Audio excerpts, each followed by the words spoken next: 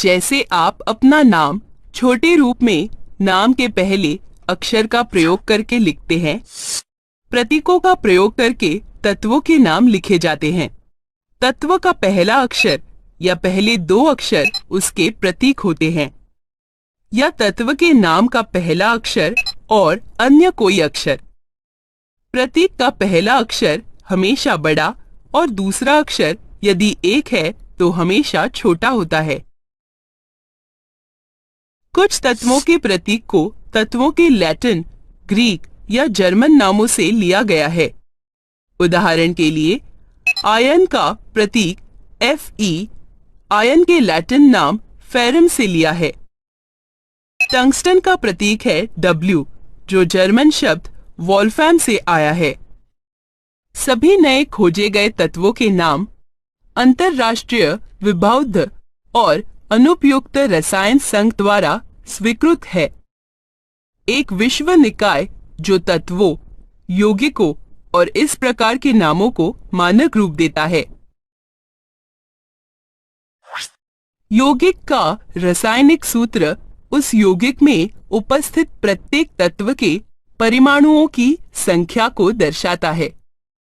रासायनिक सूत्र को लिखने के लिए तत्वों के प्रतीकों का उपयोग किया जाता है।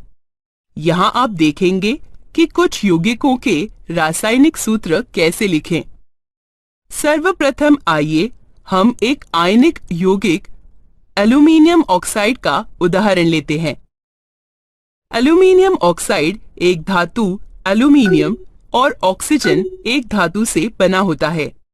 एल्यूमीनियम का प्रतीक Al है, ऑक्सीजन का प्रतीक O है। जब हम यौगिक का रासायनिक सूत्र लिखते हैं, धातु का प्रतीक पहले लिखते हैं।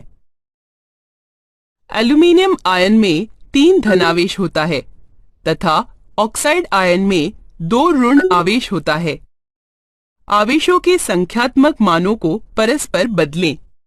बाद में परस्पर बदले हुए मानों को प्रतीकों के पादांकों के रूप में दर्शाएं।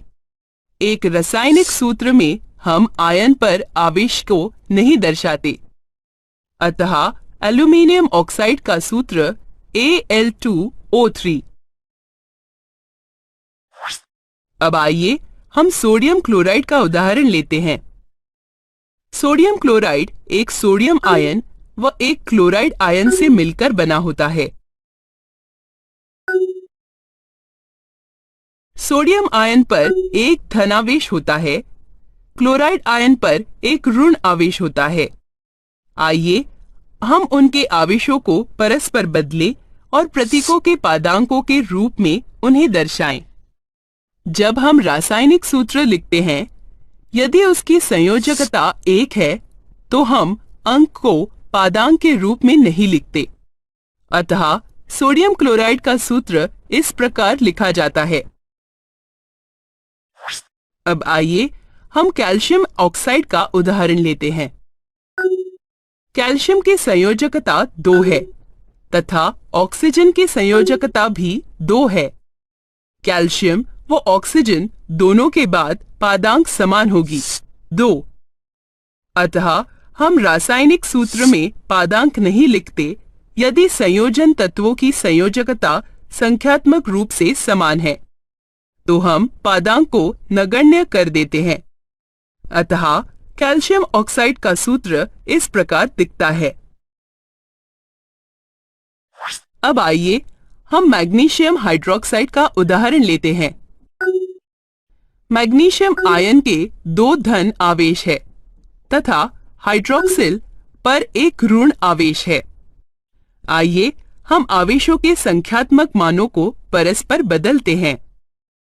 यदि यौगिक में एक से अधिक बहुपरिमाणविक आयन है तो हम आयन का प्रतीक कोष्ठक में लिखते हैं, अतः हम हाइड्रोक्सिल समूह OH के दोनों ओर कोष्ठक लगा देते हैं। कोष्ठक के बाहर पादांक 2 दर्शाती है कि इस यौगिक में 2 हाइड्रोक्सिल समूह है। यदि वहां कोई कोष्ठक नहीं होता है तो अंक 2 हाइड्रोजन के केवल 2 परमाणुओं को दर्शाती है। मैग्नीशियम हाइड्रोक्साइड का सूत्र इस प्रकार दिखाई देता है। अतः हमने देखा कि आयनिक यौगिकों का सूत्र किस प्रकार लिखा जाता है। अब आइए हम मीथेन का उदाहरण लेते हैं। इसके यौगिक में 2 अधातु होते हैं। मीथेन कार्बन और हाइड्रोजन से मिलकर बनता है। कार्बन की संयोजकता 4 है और हाइड्रोजन की संयोजकता 1 है। हम संयोजकता को परस्पर बदल देते हैं और उन्हें प्रतीकों के पादांक के रूप में लिख देते हैं। अतः मीथेन का सूत्र इस प्रकार दिखाई देता है। रासायनिक यौगिकों को प्रतीकों द्वारा दर्शाना रासायनिक सूत्र कहलाता है। यहाँ यौगिकों रासायनिक सूत्र लिखने के नियम हैं।